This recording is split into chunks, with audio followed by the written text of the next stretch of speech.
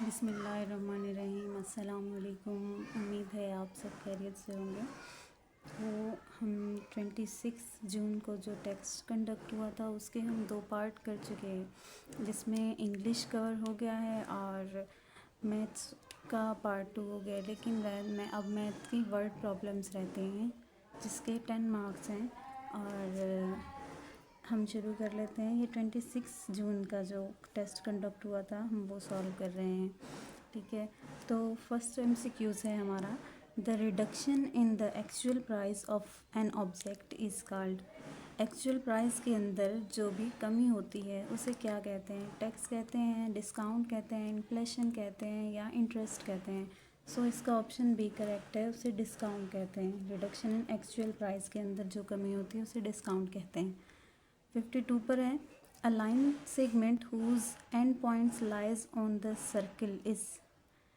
ऐसी line segment जिसके end point circle पर हों दोनों, तो वो क्या होगा? रेडियस होगा, डायमीटर होगा, टेंजेंट होगा या कॉर्ड होगा। सो इसमें 2 कंडीशंस हैं। इसको हम कैसे देख लेते हैं, रफ पर देख लेते हैं। 2 कंडीशन है। सर्कल के अंदर से जो लाइन सेगमेंट है वो गुज़र रही है। ठीक है, तो ये जो डायामीटर हो गया, सेंटर से जो गुज़रती है लाइन उसे डायामीटर कहते हैं।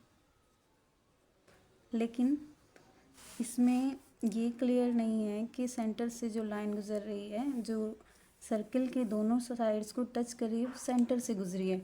अब एक और पॉइंट है इसमें कि अगर कोई सर्कल है उसके साइड में से किसी भी तरह से कोई लाइन गुजरती है और दोनों पॉइंट्स को टच करती है, देखिए यहाँ से टच है, यहाँ से भी सर्कल के एंड पॉइंट्स पर टच है, तो ये डायामीटर तो नहीं हुआ। तो इस तरह की लाइंस को हम कहते हैं कॉर्ड। अगर यहाँ पर ये लिखा होता कि जो सेंटर से गुजर रही है लाइन और दोनों में पॉइंट्स को टच कर रही है सर्कल के, तो वो उसका डायामीटर होगा। लेकिन ज़रूर यहाँ पर क्लियर नहीं है, तो जिसकी वजह से अगर यहाँ से गुजर रही है लाइन तो ये कॉर्ड कहलाएगी, इधर से गुजर रही है कॉर्ड कहलाएगी, इधर से गुजर रही है कॉर्ड कहलाएगी। तो इसका करेक्ट ऑप्शन होगा डी, कॉर्ड।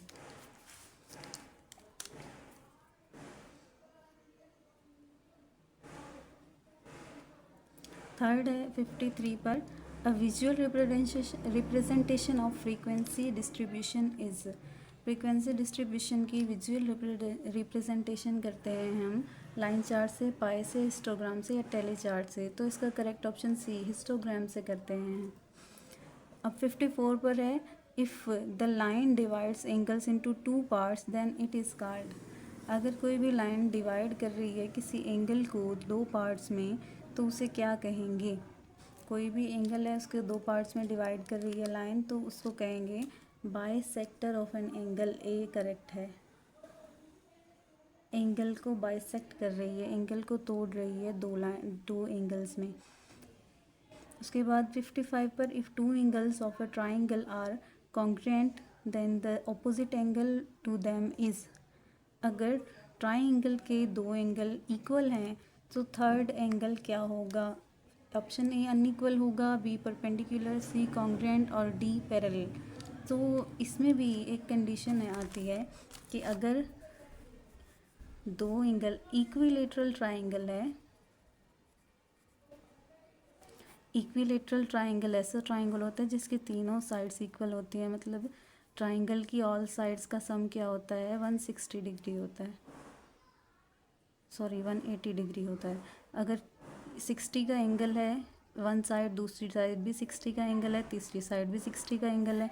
सो ये तो देखें, इक्विलेटरल ट्राइंगल में ये जो 2 साइड सेम है तो तीसरी भी सेम होगी।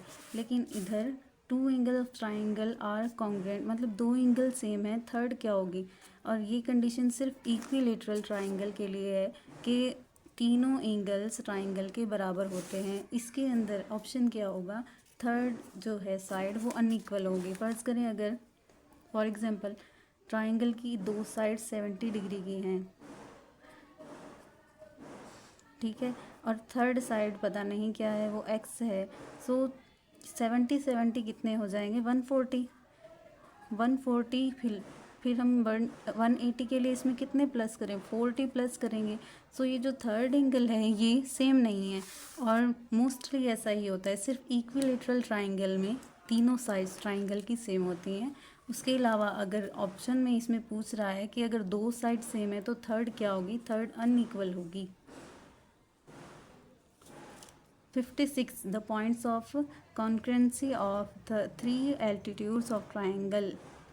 सो इसके ऑप्शंस हैं median, circumcentre, incentre and orthocentre. तो इसका करेक्ट ऑप्शन है ऑर्थो सेंटर। 57 पर है the orientation of graph of x equals to a with respect to x with respect to y axis is. So इसमें orientation graph की होगी parallel. 58 पर the sum of 3 exterior angle of triangle is. Exterior angle of triangle, अच्छा तो इसमें देखें word use हुआ है एक्सटीरियर, एक्सटीरियर एंगल्स।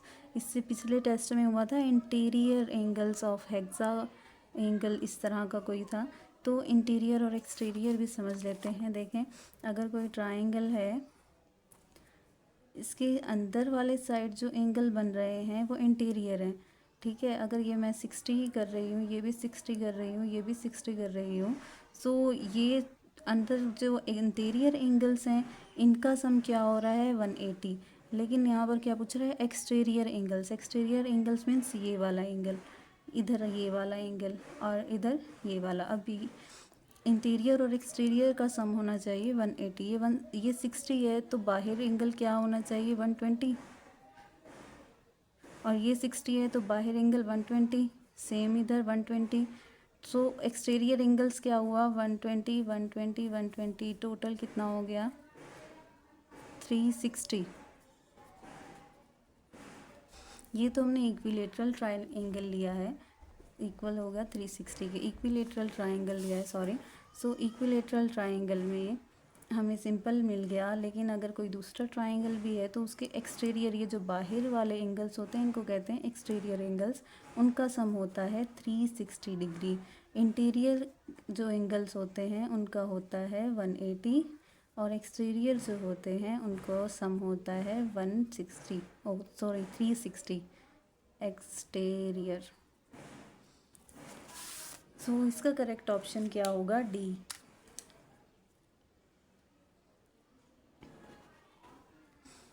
इफ़ 59 पर if A ratio B equals to C ratio D then AC and equals to B ratio D, this is the theorem of. So ये कौन सा थ्योरम है, कंपोनेंडो है, alternendo, invertendo, डिवाइडेंडो। सो इसका correct answer है alternendo.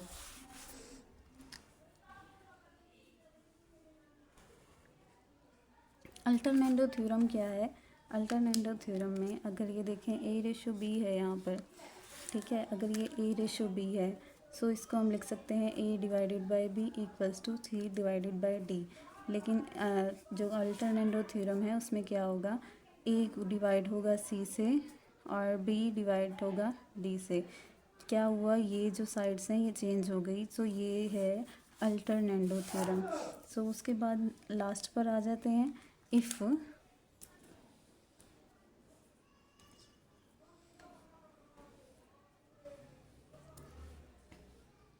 Last पर आ जाते हैं अभी। If points x plus 5, 8 and 9, x minus y minus 6 then the values of x and y will be. So इसमें सिंपली हमने x और y की वैल्यूज़ को कैलकुलेट करना है। इसमें x और y की वैल्यूज़ को कैलकुलेट कैसे करेंगे, देखिए हमें दिया क्या हुआ है कि x प्लस 5, 8 और इधर नेक्स्ट में क्या दिया हुआ है 9, y माइनस 6। सो ये इंपॉर्टेंट क्वेश्चन है, पिछले पेपर्स में भी रिपीट हो चुका है, तो इसका बस हम तरीका जान लेते हैं, बहुत इजी है। सो इनका एवोल्यूएट करेंगे, ये फर्स्ट को फर्स्ट से मल्टीप्लाई, सेकंड को सेकंड से, कैसे होगा, सो x प्लस 5 मल्टीप्लाई नहीं सॉरी इसको इसके इक्वल रखेंगे 9 के, और दूसरी तरफ क्या है y माइनस 6 इक्वल क्या होगा 8। देन x की वैल्यू निकालते हैं, x इक्वल्स टू 9, 5 को उधर शिफ्ट कर देंगे, माइनस का हो जाएगा, और यहाँ पर y माइनस का है तो उधर इक्वल के बाद प्लस का हो जाएगा 6। तो ये x की वैल्यू हमारे पास क्या आएगी, 9 में से 5 निकालेंगे 4, y की वैल्यू क्या आएगी 8 और 6 कितने होंगे 14। सो x और y की हमें वैल्यू मिल गई। इसी तरह से पिछले क्वेश्चन में, पिछले पेपर में भी ये आ चुका है, तो सिंपली हम इस तरह सॉल्व करेंगे और अब देखते हैं आंसर में। सो अब ऑप्शन में हमें दिया x equals to 4, y equals to 8, लेकिन हमारा जो सवाल हमने सॉल्व किया है उसके हिसाब से y की वैल्यू 14 है, यहाँ कहीं भी 14 नहीं है, तो हम इसके नियरेस्ट वाले को टिक कर लेते हैं कि x इक्वल्स टू 4 और y equals to 18। Correct answer हमारा ये है, ऑप्शंस में नहीं है, तो इसका ग्रेस मार्क हमें मिल जाएगा, इसकी फिक्र ना करें। तो ये थे वर्ड प्रॉब्लम्स जो फिर 26 जून को पेपर में आए थे। उम्मीद करती हूँ आपको समझ में आए होंगे। मिलते हैं नेक्स्ट वीडियो में, तब तक के लिए अपना ख्याल रखिएगा। अल्लाह हाफिज़।